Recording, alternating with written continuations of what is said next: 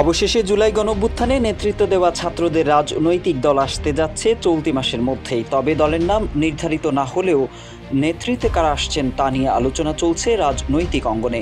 একাধিক সূত্রের আভাস, ছাত্র আন্দোলনে নেতৃত্ব দেওয়া ও অন্তর্বর্তী সরকারের তথ্য উপদেষ্টা নাহিদ ইসলাম এ রাজনৈতিক দলের আহ্বায়ক হতে যাচ্ছেন। তবে সদস্য সচিব সহ শীর্ষ পদগুলোতে আসার ক্ষেত্রে আলোচনায় আছেন নেতৃস্থানীয় আরও অন্তত ৩ জন। জাতীয় নাগরিক কমিটি এবং বৈষম্য বিরোধী ছাত্র আন্দোলনের শীর্ষ নেতাদের সঙ্গে কথা বলে এ বিষয়ে জানা গেছে। জানতে চাইলে জাতীয় নাগরিক কমিটির সদস্য সচিব আখতার হোসেন ইত্তেফাককে বলেন, নতুন দলের আত্মপ্রকাশের জন্য দেশের মানুষেরা মুখিয়ে আছেন।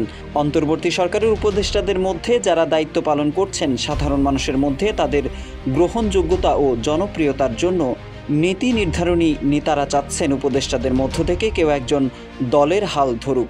এক্ষেত্রে সংশ্লিষ্ট সবার মতামত হলো তথ্য উপদেষ্টা নাহিদ ইসলাম যেন নতুন দলের আহ্বায়ক হন।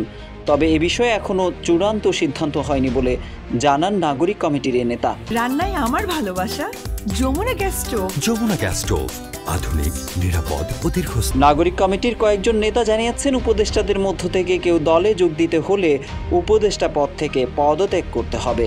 তবে নাগরিক কমিটির একটা বিশেষ সূত্র জানিয়েছে, রাজনৈতিক দলের আহ্বায়ক কমিটির প্রধান হিসেবে দায়িত্ব নিতে শুধু নাহিদ ইসলাম সরকার থেকে পদত্যাগ করবেন এবং তাকে দায়িত্ব দিতে আন্দোলনের নেতৃত্ব দেওয়া সব মত ও পক্ষ একমত হয়েছে।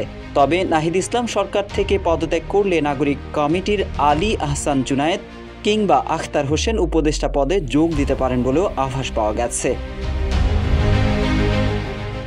এদিকে উপদেষ্টা পদ থেকে পদত্যাগের বিষয়টি আলোচনায় আসার পর গত বৃহস্পতিবার নাহিদ ইসলাম গণমাধ্যমকে জানান, রাজনৈতিক দলে অংশ নিতে অন্তর্বর্তী সরকারের উপদেষ্টা পদ ছাড়ার কোনো সিদ্ধান্ত এখনও নেননি তিনি। বলেন, এমন কোনো সিদ্ধান্ত হলে আনুষ্ঠানিকভাবে জানাবেন। ছাত্রদের নতুন দলের সম্ভাব্য সদস্য সচিব পদে আলোচনায় আছেন নাগরিক কমিটির সদস্য সচিব আখতার হোসেন, মুখ্য সংগঠক সার্জিস আলম এবং যুগ্ম আহ্বায়ক আলী আহসান জুনায়েদের নাম। নতুন দলে বৈষম্য বিরোধী ছাত্র আন্দোলনের আহ্বায়ক হাসনাত আবদুল্লাহ, নাগরিক কমিটির যুগ্ম আহ্বায়ক মনিরা শারমিন, যুগ্ম সদস্য সচিব মাহবুব আলম এবং অনিক রায় আহ্বায়ক কমিটিতে শীর্ষ নেতৃত্বে আসছেন বলে আভাস পাওয়া গেছে। দলের নাম এখনও চূড়ান্ত না হলেও প্রথমে আহ্বায়ক কমিটি এবং ঈদের পর কাউন্সিলের মাধ্যমে দলীয় কাঠামো চূড়ান্ত করা হবে। আহ্বায়ক কমিটি হওয়ার পর দলের নিবন্ধনের জন্য নির্বাচন কমিশনে আবেদন করবেন তারা। মোহাম্মদ সাইফুল ইসলাম, ইত্তেফাক।